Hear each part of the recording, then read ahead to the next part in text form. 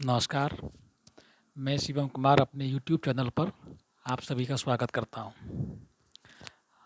आज का हम लोग का जो टॉपिक है, वो टॉपिक हम डीएनए को लेकर चल रहे हैं। डीएनए क्या है? तो डीएनए एक प्रकार का न्यूक्लिक अम्ल होता है, जो सभी प्रकार के जीवों में पाया जाता है। यह डीएनए की संरचना के बारे में हम लोग आज टॉपिक को लेकर आए हैं, जो 12 का एक टॉपिक है। उसी टॉपिक में हम लोग इसके बारे में अध्ययन भी करते हैं। बेसिकली डीएनए का जो निर्माण होता है, वह कई प्रकार के मटेरियल से मिलकर बना होता है, जिसके सामूहिक रूप को हम लोग न्यूक्लियोटाइड कहते हैं। और ये न्यूक्लियोटाइड का जो निर्माण है, यह 3 प्रकार के अणुओं से मिलकर बना होता है, जिनमें से पहले को शुगर कहते हैं, दूसरा हमारा जो है वह नाइट्रोजन बेस कहलाता है, और तीसरा जो हमारा है वो फॉस्फेट कहलाता है। बेसिकली शुगर जो है वो डीएनए में डीऑक्सी शुगर पाया जाता है। इसके साथ ही इसमें जो नाइट्रोजन बेस होते हैं वो 2 समूहों में मौजूद रहते हैं। 2 समूहों में जो डीएनए 2 समूहों में जो नाइट्रोजन क्षार मौजूद रहते हैं, एक को प्यूरिन बेस कहा जाता है, जबकि दूसरे को पिरामिडीन बेस कहा जाता है। प्यूरिन बेस में बेसिकली 2 नाइट्रोजन के अणु होते हैं, जिनमें से एक हमारा एडेनिन होता है और दूसरा हमारा गुआनिन होता है। जबकि पैरिमिडीन में 2 समूह होते हैं, एक को हम लोग साइटोसिन और दूसरे को हम लोग थायमिन के नाम से जानते हैं।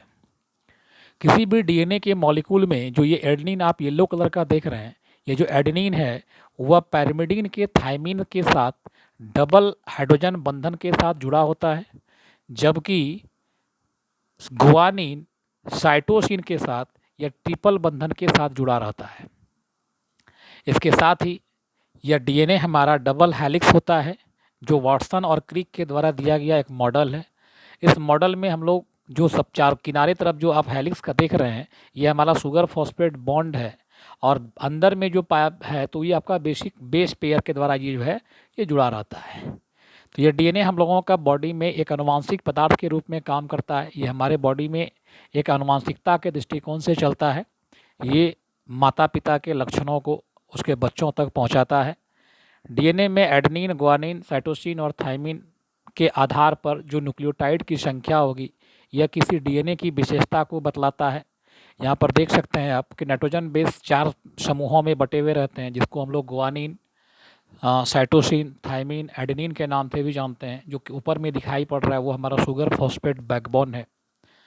बीच में हमारा जो बेस पेयर रहता है वो हाइड्रोजन बंधन के द्वारा आपस में जुड़ा हुआ रहता है।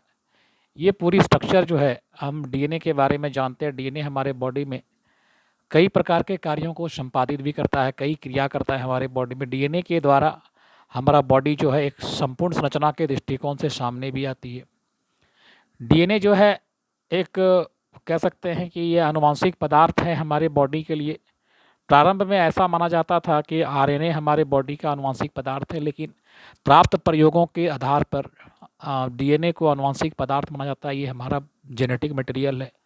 अधिकतर जीवों में जेनेटिक मटेरियल के रूप में जो होता है वो डीएनए ही होता है। कुछ वायरस वगैरह में जो है वो आरएनए आनुवांशिक पदार्थ के रूप में कार्य भी करता है।